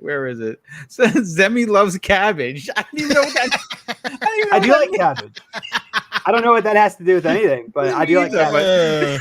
Fried. I like fried cabbage, like with bacon chopped up in it. Delicious. I like red cabbage in my salad, but I like it. I don't like it cooked. I like it raw. I like raw cabbage, cooked cabbage, any type of cabbage. I like cabbage. You know what? Listen, good on you that you do, brother. We have a hashtag mute Zemi. We have a hashtag delay Zemis. Zemi, the people want you to be delayed. This is outrageous. Hey, I can't help it. Well, listen, you know what? Maybe I was wrong. Maybe this date really matters to people. I don't know. It certainly does. But, we love you on the show, brother. We love that you bring the controversy. And we love that you had to shave your beard, which is great. And congratulations that you grew it back again. Hopefully, all I'm saying is I'm not going to lose any money if it doesn't come out on November 15th. I'm not going to lose any more hair if it doesn't come out on November 15th. I'm not going to lose my job. Zemi, I don't know if you're married. I don't know if you're married, but try to use that on your wife. If you aren't married, but you get married, try to use that on your wife. Just say, you know what? It's just a day. It's got significance. You know what? No, I'm smarter. It's not going to change any lives. I'm smarter than that. You see, you're funny. That's funny. You know what? Let me thank Dan Lazaro, generous friend of the show. He drops a $5 super chat. And there was a few before that. Zemi is a marketing guy, ? He has to understand the significance in dates. First, he said the upside down PlayStation / bad PR didn't matter. And now this. People are questioning your commentation there, brother. Let's get hold on a sec. Where's the private? Here we go. Okay, we also had Zemi and Pong. Thanks for the update on these show notes because I had forgot about that. Jerron TJ, generous friend of the show, he drops a file. Says, "Hi, Boom. Don't forget, Test Drive comes out next year." Yeah, I mean, I've always been a Test Drive fan. I don't know what they're going to be able to bring to the medium, considering that they haven't had a game in a while. Obviously, hopefully, it gets in the Game Pass so we can play it for free. I don't know if I would buy that though. It'd have to blow me away. You know what? I'm going to be recording soon. If anyone has played it, a racing game that has went under the radar when it was out and no one talks about it now is Onrush. Was phenomenal. I mean, my God, what a great game. But real quick, we also had Lewis D in the chat. Lewis, thanks so much for being there, brother. He drops a $5 super chat and says, "My theory, Xbox is waiting for the Forza Forbidden Horizon Forbidden West date to drop Halo's date before them, and Sony may be doing the same." Look, I got news for you, brother. That makes sense, 100%. I got a feeling the reason why Sony is waiting is because the game is going to get delayed until early 2022, potentially maybe around the anniversary of the first one, maybe the end of February, maybe even March. God of War, maybe the end of next year. And if that's the case, big year for PlayStation. They're going to bookend it like the Switch did with Breath of the Wild when it launched in March, and then in that holiday they released the new Mario game. So if it works out for Sony, it's good on them. I don't think I think we would have seen a release date already for Horizon. Sony's just being Sony. They're not being honest with their fans, and that kind of sucks. So yeah, don't expect that this year. If it does, I'm going to be very surprised, and I'll eat crow, no problem. But I don't think it's coming out this year. But let's get our 3-bits, comments on this regarding the date.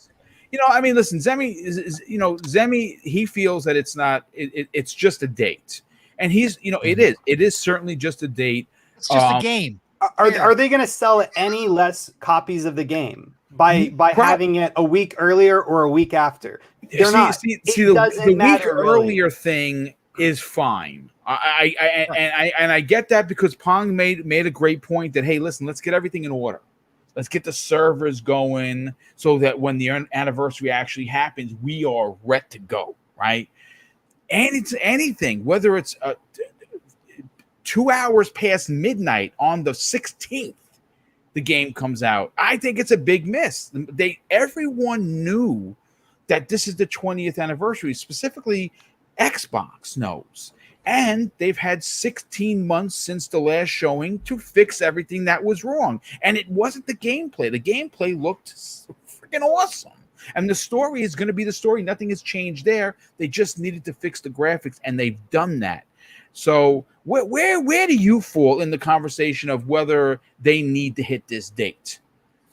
Yeah, so I had the pleasure of interviewing Steve Downs on an episode of 4GQ a while ago. Oh, wow, nice. And he actually mentioned a November release date. I don't know if it was a slip or what, but he did say November. Now, things could have changed since then, because I know they don't want to specifically say a time frame, but everything is sort of pointing towards November. Now, what Pong said really did interest me, where he was saying it could be earlier.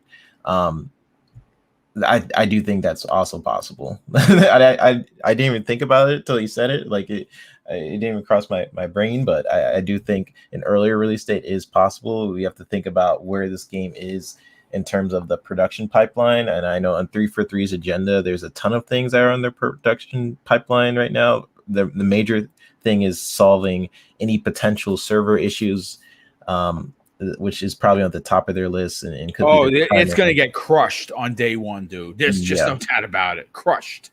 I'm sure it could be, if there's any reason for them not being certain about like a date, I would say that's the reason. It's any potential server issues, which is why we're going to be getting this beta or alpha very soon. And this is the first free-to-play Halo game, so I'm sure their servers are going to just be absolutely loaded. And then another thing people have to think about is the marketing campaign. We've seen all the things 343 put in place where they initially thought Halo was releasing. We had Master Chief in Fortnite.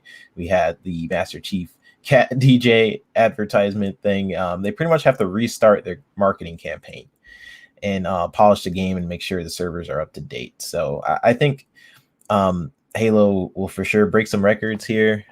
In terms of the date, I do think a date matters. It's kind of like you show up to a party and you expect them to this party to be on my Friday, and then it's like on a Saturday. You're like, oh shoot, I thought it was this other day, right? But I do get what both of you guys are saying, but I do think it would be a missed opportunity if it wasn't November 15, especially the marketing potential there. Yeah. Saying this is the 20th anniversary of Halo and showing to the fans, but also the new people, how long this game has been around.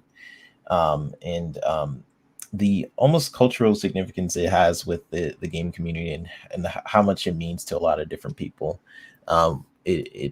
you could show that within its anniversary, and almost having that little sticker, as Boom said, on that box of the 20th anniversary. That'd be pretty cool. But everything is pointing towards November. If they, I'm guessing if this beta goes well, in terms of how they manage all these different servers, if it goes extremely well, I'm pretty sure it can be pushed earlier to October. I really think the major problems that they're looking at and why they don't want to put a specific date is just servers. That, like, if I had to think about like what would be the one thing that's keeping them back, I don't think it's the campaign. I don't think it's any other like polishing within like the levels or design. It has to be that, because that's probably the most unpredictable thing, which is why betas are so important.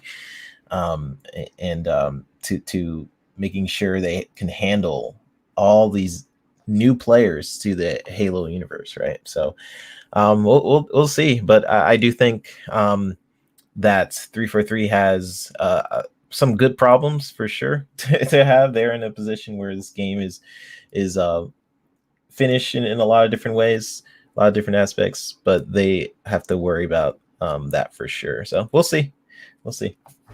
Well, I mean, listen, again, everyone had great points. Hashtag cancel Zemi. Sorry about that, Zem. Obviously, I wish shave Zemi. I wish you would bet your beard on the 15th. I would shave my head.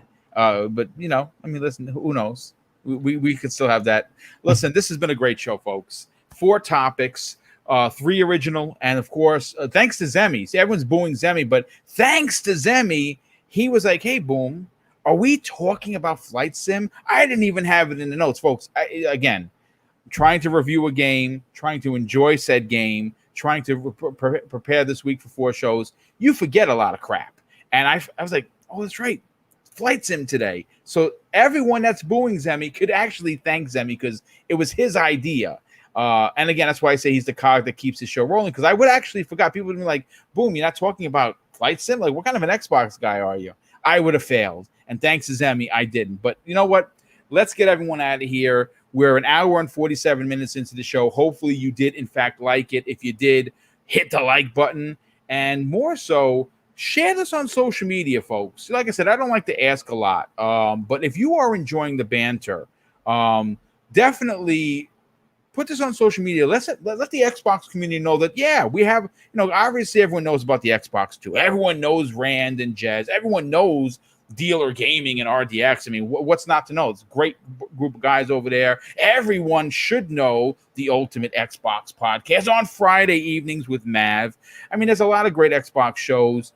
And I'd like to say that this particular little program is one of them. And if you'd like to see this channel grow even further, throw this on social media. Let people know that, you're going to get some fun banter. You're going to get a lot of laughs. And every now and again, you're going to get a Boo Zemi. So, I mean, like, it's a win for everyone. Zemi, do me a favor, brother. Tell everyone about theconstantgamer.com. Tell everyone where they can check out your YouTube channel for some of the most epic guides. And more importantly, if someone wants to potentially, I don't know, boo you on social media, how could they get in touch with you? So Constant Gamer, that's my YouTube channel. I do a ton of gaming content, gaming news, game reviews, theory videos, let's plays, all that type of stuff. Definitely go check it out. Watch some content if you like it. Be sure to subscribe. And then you guys can also check me out on Twitter at Zimmy Games. I post all the typical stuff, that you would expect, I guess, someone on Twitter to post, gaming news, just my personal thoughts on different things that are happening in the gaming, communities, so on and so forth. So once again, that's at Zimmy Games, and you can follow me on Twitter. Boom, fantastic show as always. Thank you so much, man. Well, thank you for being here. Definitely want to thank you for being a part of this show. Obviously, we do this twice a week, folks. 2 Xbox Factor podcasts. And what's interesting and very exciting is that each of these shows, even though they carry the same name, they're different. They have different panel members, different topics, and they're all original written stuff. So if you like Xbox, you get it twice a week. Pong Soul, brother. Let's get people out there to come in like myself every Saturday morning with your brother from another Steel Rain on Living Split Screen Podcast. You're also on, of course, the Ultimate Xbox Podcast with Caitlin, and of course Mav and the Magnificent Seven. Talk about that, and where can people reach out to you and strike up a conversation on social media? Absolutely. What an awesome show. I got rid of all my frustration from the flight simulator debacle this morning. So that was great. Boom. It was great to come on here, obviously, to have Zemi and, of course, my brother from another 3-bit on here along with yourself. It's fantastic to sit down and talk games every Tuesday. I just love this so much. I love this community. Chat, you guys were incredible as always. Really good conversations. Great to see new people along with, you know, the usual faces out there, like Boom said. It is always awesome to see that. You guys were amazing, phenomenal. So thank you all for being here. Nothing but love and respect to all of you. So you can find me Pong Soul everywhere, Xbox, Twitter. You know the drill. Follow me. I'll follow you back. Love to talk games. Hit me up anytime and we can talk, as long as I'm not busy with real life, which is always a is always a deal. So, but other than that, tonight you can actually get a little extra of myself on Noobs and Pros on their Players of Everything, Masters of None channel. That is at 9 p.m. Eastern, 8 o'clock Central Time. So come check me out there. Noobs and Pros. You can find them on Twitter and everywhere else. Really great crew over there. So 3-bit shows up there. Psychonauts. A lot of the Xbox Ultimate crew shows up. Lady is a regular as well. So check me out there tonight. And then otherwise on Friday, as Boom said, Xbox Ultimate, Mav, Fun Speculations channel, along with his amazing wife, Caitlin, and the rest of the Magnificent Seven, 9 p.m. Eastern, 8 o'clock Central Time. Saturday mornings, Living Split Screen, like Boom said. Get up, do whatever you got to do. Boom does it while he's cleaning and doing all of his morning stuff, routines. Just put us on in the background. Steel Rain and myself, Living Split Screen being all one word, 10 a.m. Eastern, 9 o'clock Central Time, 3 p.m. UK time. We just have a great time in the morning. It's him and I for 2.5, 3 hours. We always have some great rants. You know, we talked about the whole Activision Blizzard thing. Hey, Boom, before I get, shout out to you in prime time last night. It was a great conversation. Respect to any shows that are actually talking about that. I actually enjoyed it a lot, and everybody can learn from it. So that was great. You know, again, Steele and I talked about it last weekend. So come check us out. Episode 8 this week on Saturday. Saturday nights, the Shop Podcast, BTK Blam, Centurion, Fuzzy Belvedere, and hopefully we're going to get Stegarilla back soon. He's had to take a break for a bit. But again, we had 3-bit on last week. Great guests all the time, 9 p.m. Eastern, 8 o'clock Central Time. Come check me out there on Saturday nights. Otherwise, you know what? Play what you love what you play. It truly is the golden age of gaming. I hope we're getting this across to everybody, because it is a special time for us older guys who have been through every generation. This really is a special time. It can be hyperbole sometimes. Everybody can say this is the greatest ever or whatever.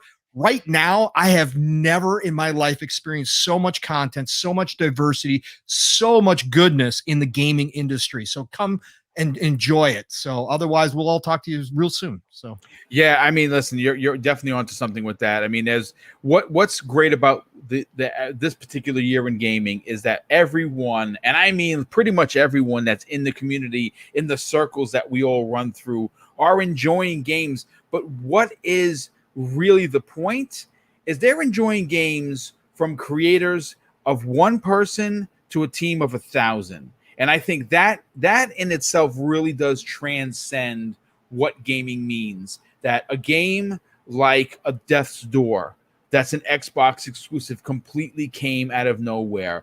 Kena is coming out for the PlayStation 5. Looks to be another masterpiece in the indie community from a small team that is leveling Pixar level graphics for a game.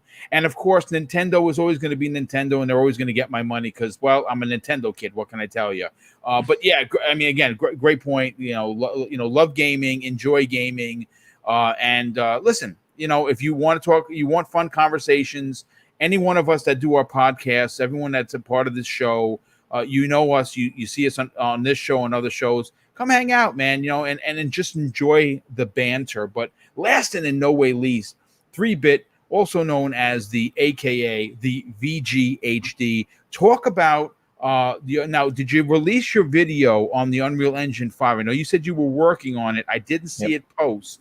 Has that posted yet? If people missed it and it's out there, you got to check it out. And also talk about what other shows you're on and what you got going on on your own YouTube channel. Yeah, so that video will be out tonight. Nice. So look out for that. Awesome. Other podcasts I am on besides this one is Xbox Ultimate every Friday with the Magnificent Seven. It's Pong there. You got Lady, Kate, Lupa, and Psycho. I do occasionally pop up on shows like Noobs and Pros and other things. Fun Pop, which is a comic book type show where we just talk about pop culture and Marvel and DC and how Tom Holland's the best Spider-Man, all that different stuff, right? I do want to say that this is a really good time to be a gamer. There's a lot of amazing games coming out this year, and then I can't even think about it, like 2022, 2023. It's going to be crazy. Crazy. Yeah. Absolutely crazy. So thanks for having me, everybody. It's always a pleasure being on your show, Boom, and everybody in the chat. You were amazing. So I will see you guys on the next one. Yes. Well, listen, everyone, thank you again for being here. Thank you for the incredible generosity that comes in through the Super Chats once again. They allow us to obviously expand on the equipment that we use for the show to make them more professional. Obviously, you see the backgrounds, you see the videos, you see the intros, the outros. That's all done by Dinero Primero, who does all of my work, and he's just amazing. And that's what a lot of Super Chats go to, but we also save up those Super Chats for the end of the year. The Christmas with Mr. and Mrs. Boom, the birthday bash in September. When we hit 10K, we're giving away 2 monster prizes, both at Xbox Series X with a year of Game Pass and the Series S with a year of Game Pass once we hit 10K. And we're close, folks. We are like 1,300, a little under 1,300 away. Again, if you're new, subscribe to the channel. I don't think you're going to be disappointed because, again, we come here. And, yes, can we be critical at times? Absolutely, when there needs to be, but we don't do it for clicks. We don't do the hate thing for subs. We do this because we love gaming and we celebrate it each and every time I do one of these live shows. And if you want to celebrate with us each and every week, 4 times a week, all you got to do is subscribe, hit that notification bell. And yes, real quick, folks, I probably should have did this in the beginning because there's only 190 people here. Please check your notification bell icons. Apparently there was a big F up at YouTube, and only the big people got notified that they accidentally knocked off all of the bell icons, because I was getting a lot of complaints that people didn't know I was going live. Check to make sure that they're on, and if they're not, re-click them so every time we do a live show. But folks, enjoy the rest of your day, and we will be back here on Thursday at 12 p.m. Eastern Standard Time with 2 monster guests in the form of the Indie Gamer and Jamie Moran, and I can't wait to see you folks there. Lots of big happenings in the Indieverse for Xbox, and to be honest with you, based on how Sony has treated the indie community, it appears that they are now rallying around Xbox, and that's a good thing. So everyone, enjoy the rest of your day. And I'll close out the show with something that's important to me. Hopefully one day it'll be important to you. And that's something that my dad taught us when we were kids. And he said, son, treat others how you want to be treated. Also, it doesn't cost anything to be nice. You live by those rules. And I can guarantee you're going to have an awesome day. So take care, everyone. And we'll see you on Thursday's new episode of the Xbox Factor Podcast.